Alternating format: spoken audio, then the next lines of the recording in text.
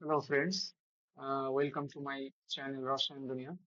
इस वीडियो में आज मैं स्टोइकोमेट्री का दो क्वेश्चन डिस्कस करूंगा, जो CSI NET GATE point of view से इम्पोर्टेंट रहेगा।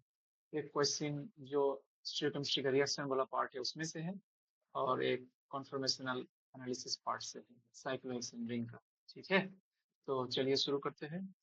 और first question is, cis-3-hydroxycyclohexane carboxylic acid readily forms lactone on heating, whereas the trans isomer does not. Explain. So, in this question, दो isomer है, same compound, एक cis and एक trans.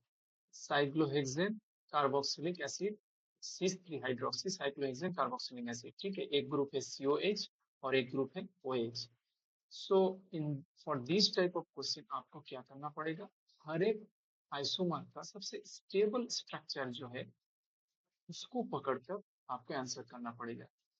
So for cis isomer, both COH और OH जिसमें equatorial में रहेगा वो वाला सबसे स्टेबल रहता है, और फॉर ट्रांस COH इक्विटोरियल और OH एक्सियल वाला सबसे स्टेबल रहता है। ठीक है, सो अगर इस क्वेश्चन को आप एक्सप्लेन करोगे, उससे पहले क्या करना पड़ेगा, आपको देखना पड़ेगा कि लैक्टोन फॉर्म कैसे होता है। सो टू फॉर्म द लैक्टोन क्या होता है, OH ग्रुप का जो ऑक्सीजन एटम है उसका जो लोन पेयर है वो COOH का जो C, that is carboxyl carbon का जो कार्बन है उसमें अटैच करता है, फिर H2O रिमूव होकर कंडेंसेशन रिएक्शन है, लैक्टोन रिंग फॉर्म करता है। ठीक है, पर ये for this attack to be awkward, दोनों को एक फिजिबल डिस्टेंस में आना हो, जो कि हम पेन कर सकते हैं after ring flipping. So after ring flipping अगर आप लोग देखोगे तो देखो कि OH और COOH एक अचीवेबल रिएक्टिंग डिस्टेंस पे आ चुका है, जिसमें कि OH का O एटम इजीली COH का C एटम को अटैक करके एक लैक्टोन रिंग फॉर्म कर सकता है। ठीक है, but in case of trans isomer ये पॉसिबल नहीं होगा, क्योंकि अगर आप इसमें देखोगे कि एक COH, एक ग्रुप दैट इज COOH एक डायरेक्शन दैट इज बिलो है, और OH ग्रुप अबव है, दोनों अपोजिट डायरेक्शन। अगर आप रिंग फ्लिप भी कर दोगे तब भी दोनों अपोजिट डायरेक्शन में होगा, जो कि उन लोगों का रिएक्टिंग डिस्टेंस में आना पॉसिबल नहीं रहेगा, इसलिए ये लैक्टोन फॉर्म नहीं करता है। यहाँ पर एक और क्वेश्चन अराइज होता है कि ये वाला स्ट्रक्चर तो इससे कम स्टेबल है, क्योंकि दोनों ही एक्सियल में आ गया, तो क्यों सामने जाएगा। तो इसमें अगर आप रिएक्शन थर्मोडायनामिक्स को रिकॉल करोगे तो आपको आंसर मिल जाएगा, क्योंकि आफ्टर रिएक्शन देखो एक मॉलिक्यूल से दो मॉलिक्यूल फॉर्म होता है, एक H2O मॉलिक्यूल, ठीक है, जो कंडेंसेशन रिएक्शन में जो मॉलिक्यूल रिमूव होता है, और एक हमारा desired product that is electron. So it is entropically favourable one, that is why the reaction move forward.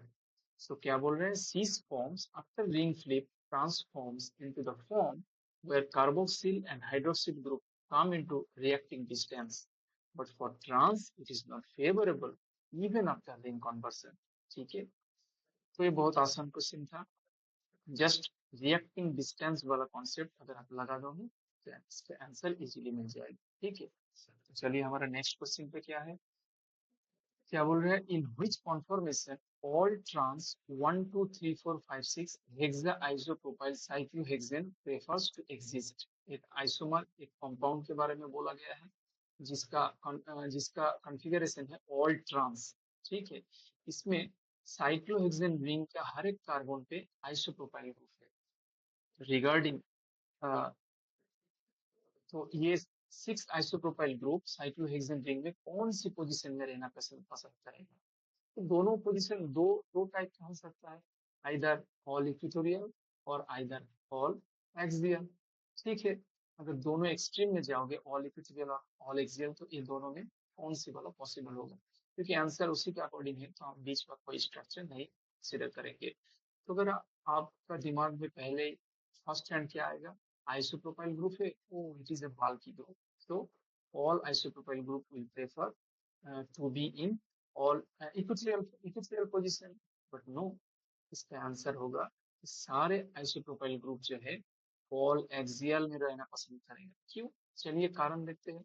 क्योंकि अगर आप ऑल इक्वेटोरियल पोजीशन में हर एक आइसोप्रोपाइल ग्रुप के देखोगे तो ये अंदर और बाहर दोनों तरफ स्टेरिक हिंड्रेंस फील करता है। अंदर की तरफ रिंग के द्वारा और बाहर की तरफ जो इंस्टेंट इंस्टेंट कार्बन है दोनों तरफ, उसका जो आइसोप्रोपाइल ग्रुप है उसमें अटैच हुआ जो आइसोप्रोपाइल ग्रुप है वो हिंड्रेंस लगाता है। ठीक है, तो kind of steric belt present for every isopropyl group. जो लिखा है यहाँ, the all equatorial conformer suffers from a continuous steric belt around the cyclohexane ring।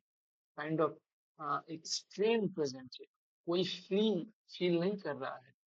पर अगर आप ऑल एक्सियल वाला कॉन्फॉर्मर को देखोगे ध्यान से, इस कार्बन को अगर देखोगे तो इसमें अटैच हुआ आइसोप्रोपाइल ग्रुप ऊपर की तरफ पॉइंटेड है, और उसके जस्ट नीचे वाला जो कार्बन है उसमें जो आइसोप्रोपाइल ग्रुप अटैच है वो देखना नीचे की तरफ इसका ऑपोजिट में पॉइंटेड है। Some kind of space is present comparative to this. Kind of free महसूस कर रहा है अपने आप को, क्योंकि हर एक का above and below alternate positioning इन लोगों को क्या देता है कि स्पेस प्रोवाइड करता है, ताकि ये फ्रीली अपने अटैचमेंट पोजीशन में रिसाइड कर सके। सो जो आइसोप्रोपाइल जो हिंड्रेंस वाला यहाँ पे जो मामला था यहाँ रिड्यूस्ड हो गया है।